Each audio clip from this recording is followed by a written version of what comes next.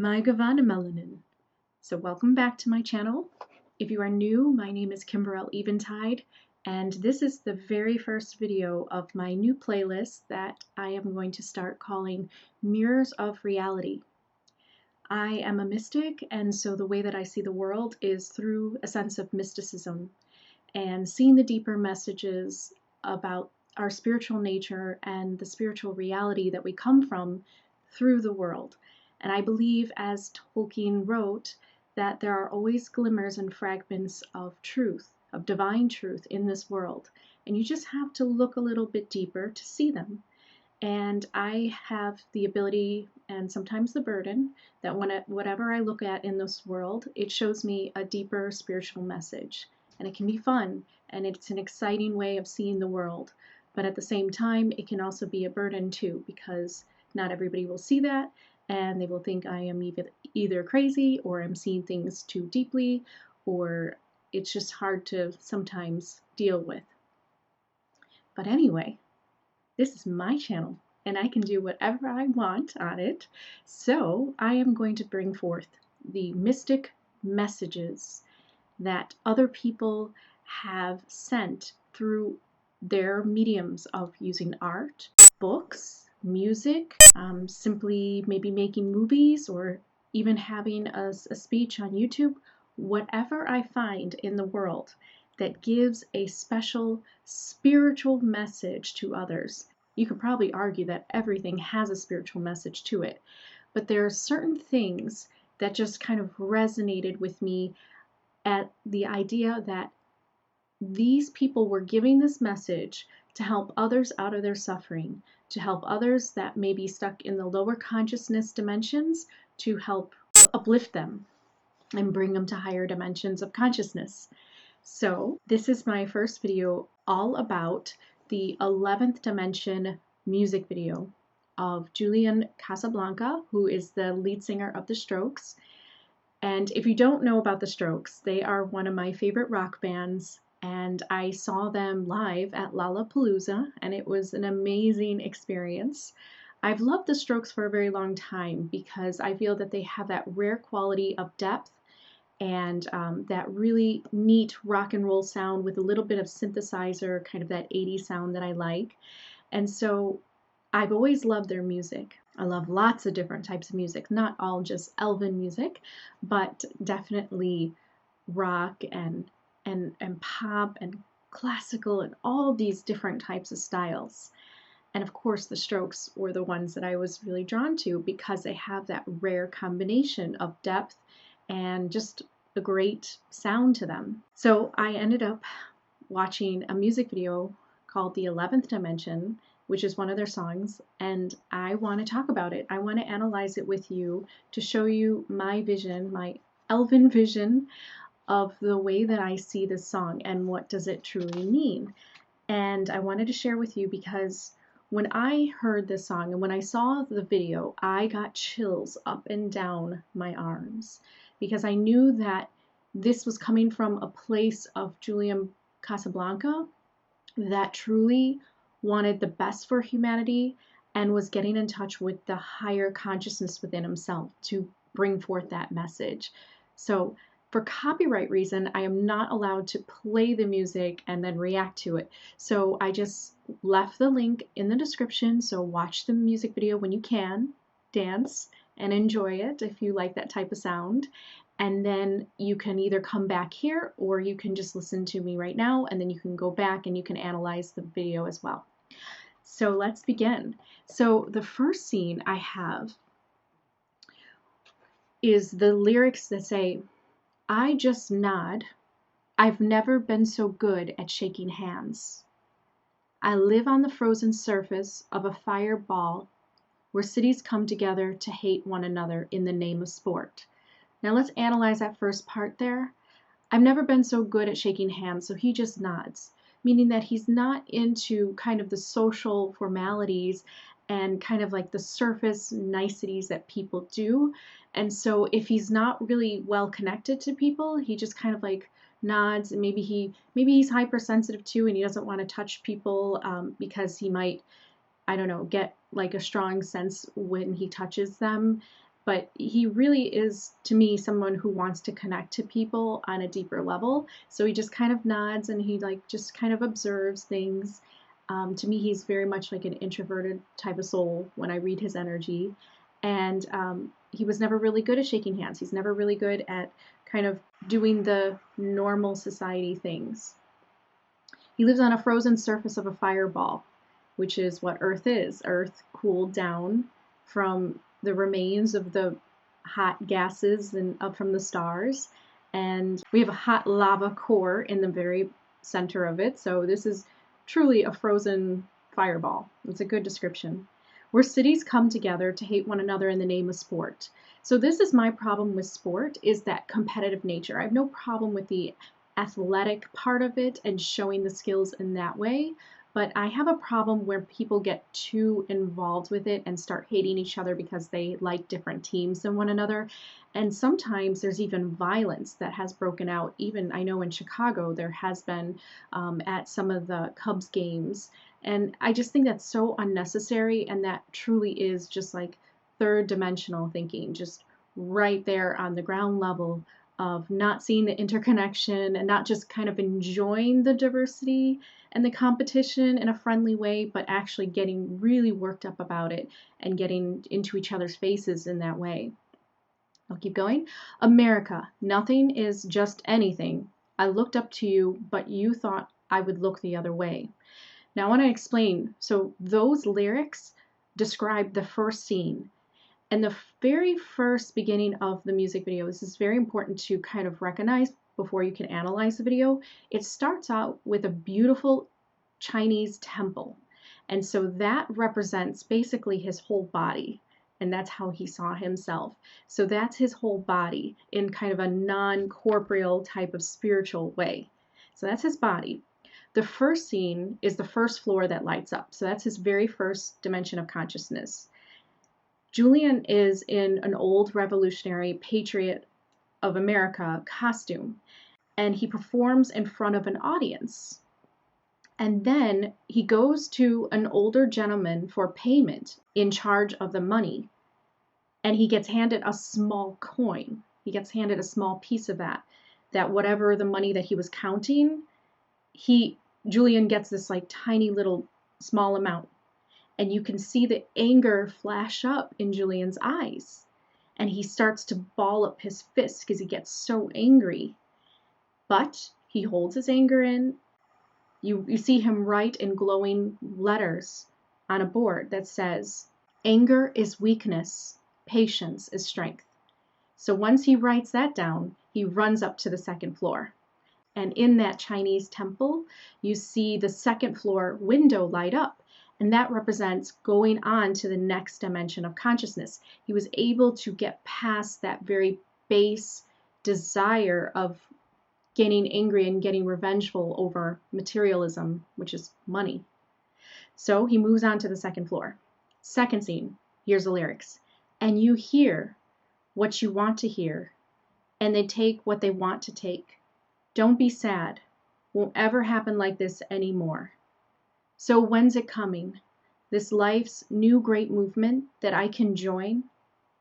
It won't end here, and your faith has to be greater than your fear.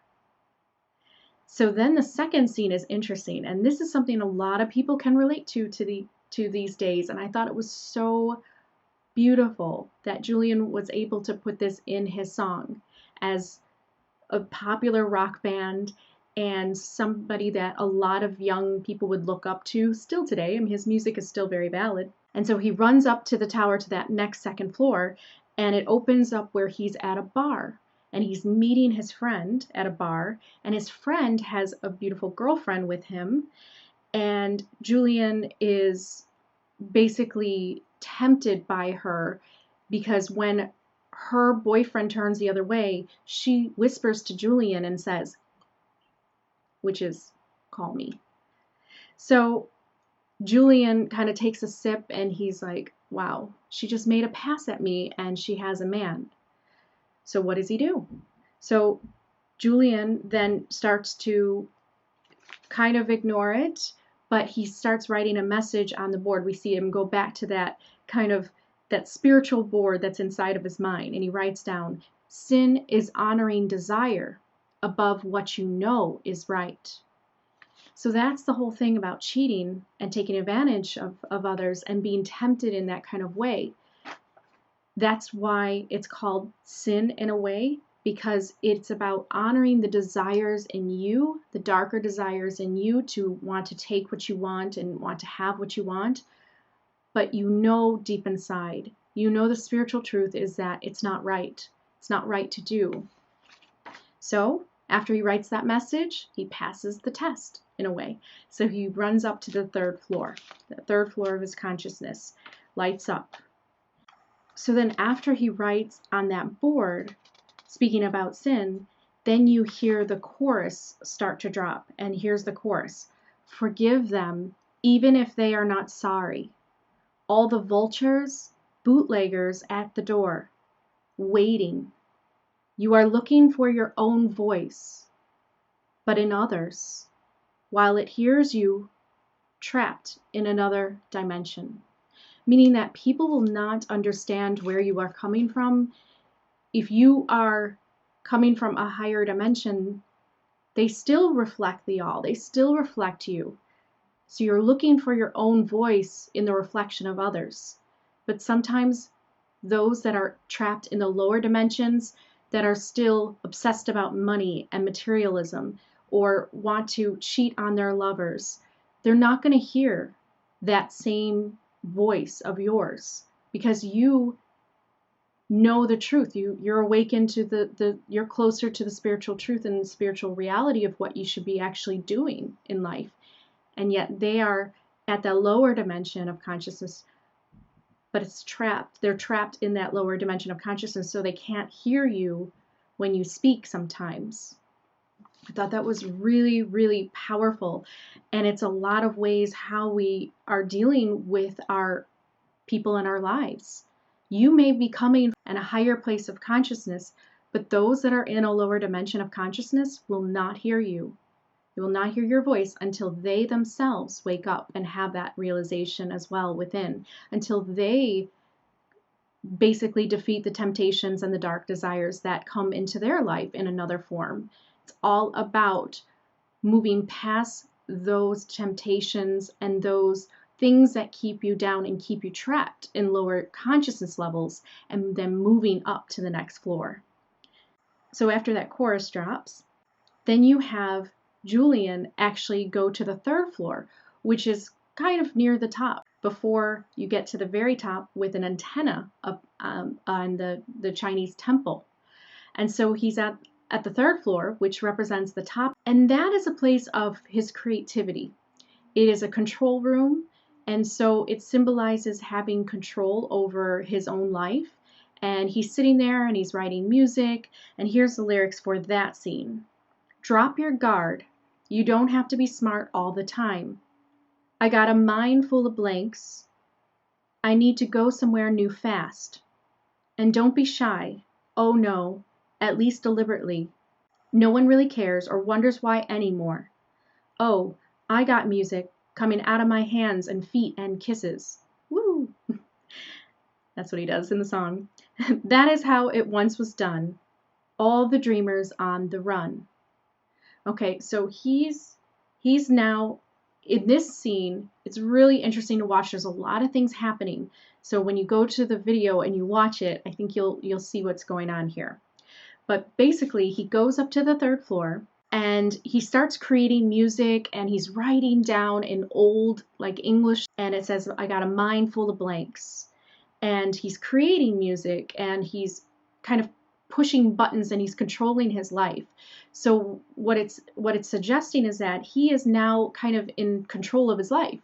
He has learned how to let go of the material kind of temptations and desires, and now he's in control of his life. He's not controlled by his desires any longer. He has the control. And so he has the ability to create from that place of spiritual truth now and realization about himself. So he's creating music, and he's like, I got music coming out of my hands, feet, and kisses. And then he starts looking out a window to the first floor. And what does he see on the first floor? He sees poor, destitute people running around, and you have some that are taking advantage of others and beating up on a father and a daughter, and you see them, being hurt and harassed. And so he keeps looking out the window from that top floor. He keeps looking down at them, and he's like, oh my gosh, like, I feel bad. I want to help them some way. But he kind of ignores that because he doesn't know what to do at a point. So then it goes back into a flashback of his life, and it says that basically he decides to start playing an active role in his life from that control room of the third floor.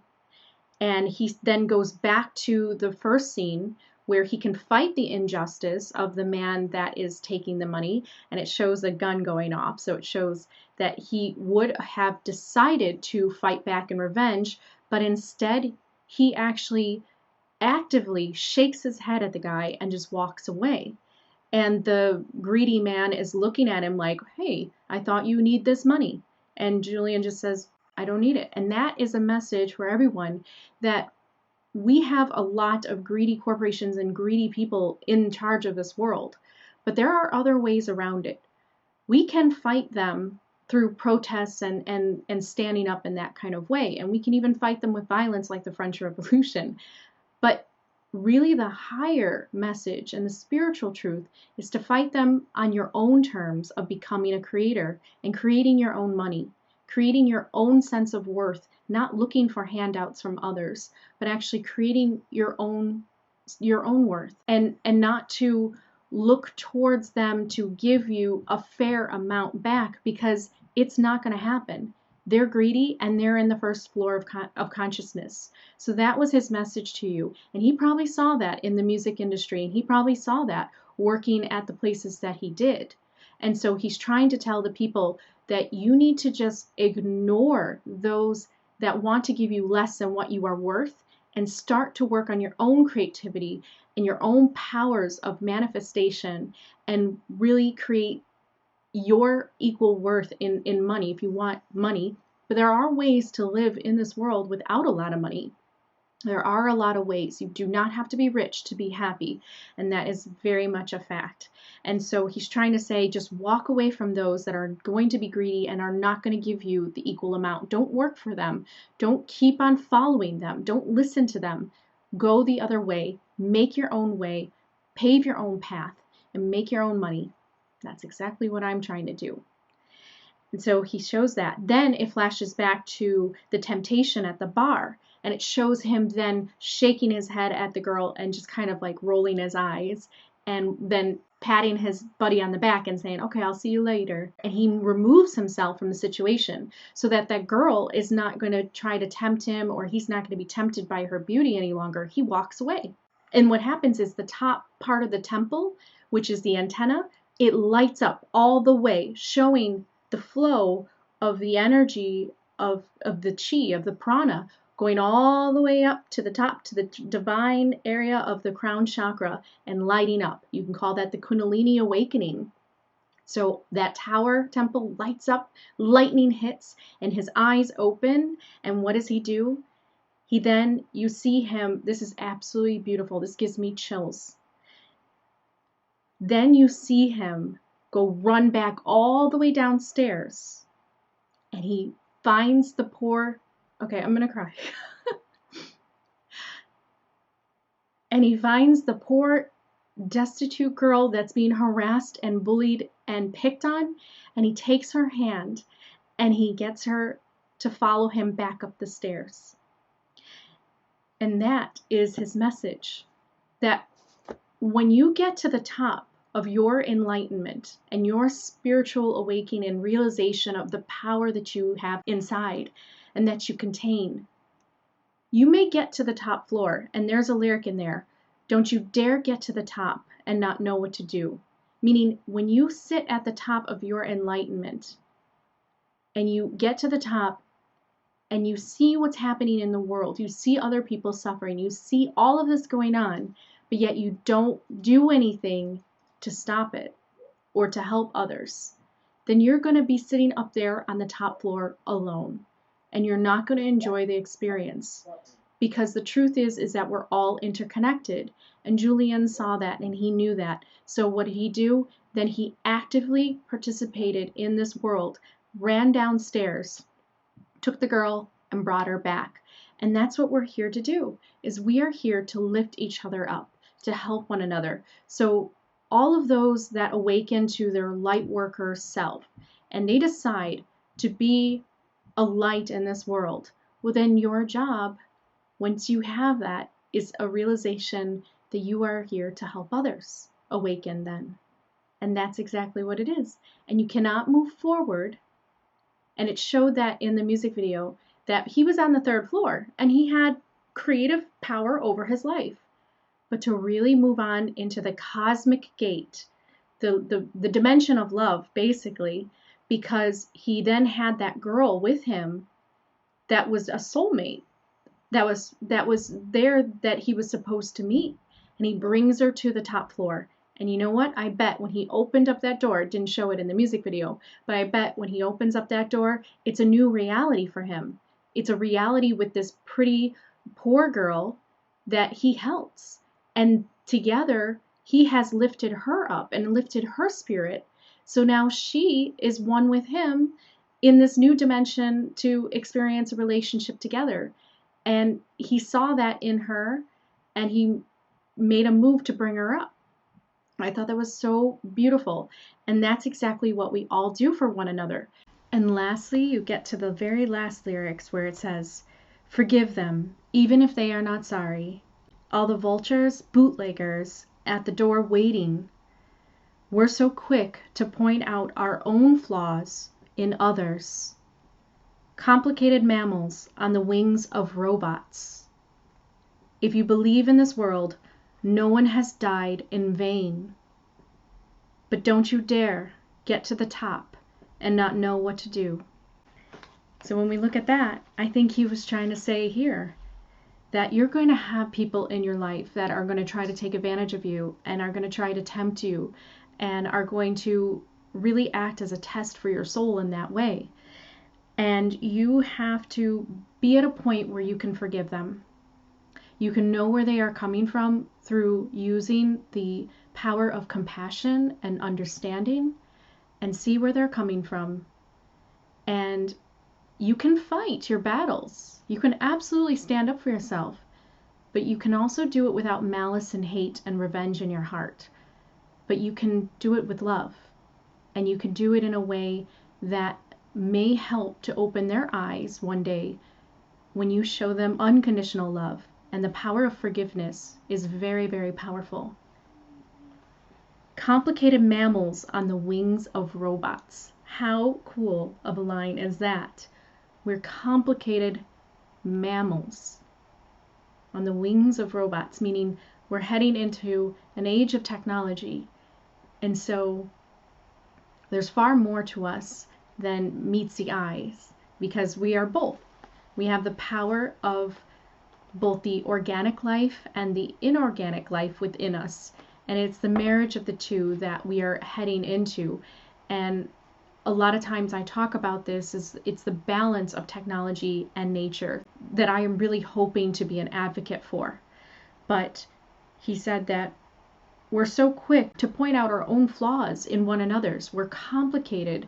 We're complicated. We have many dimensions to us, as space does. We ourselves have many dimensions.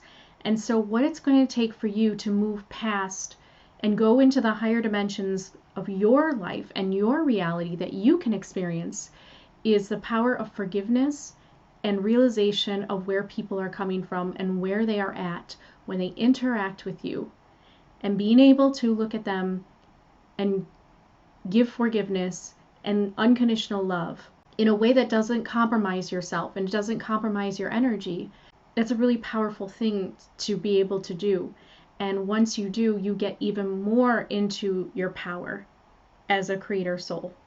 So this video is so great right now because I'm going to be starting also the Palladian University of Wisdom series, which is all about transcending the earth.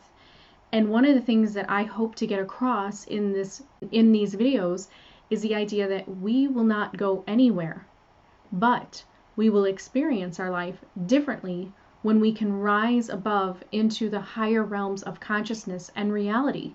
This world will change, and the more people who do, the more and more the new earth comes to fruition on this planet. And we will see that together, the more and more people awaken. So that was a very powerful, mystical message coming from that music video. And for those of you who get a chance to watch it, I hope you can enjoy it even more now, knowing the secret message coming from it.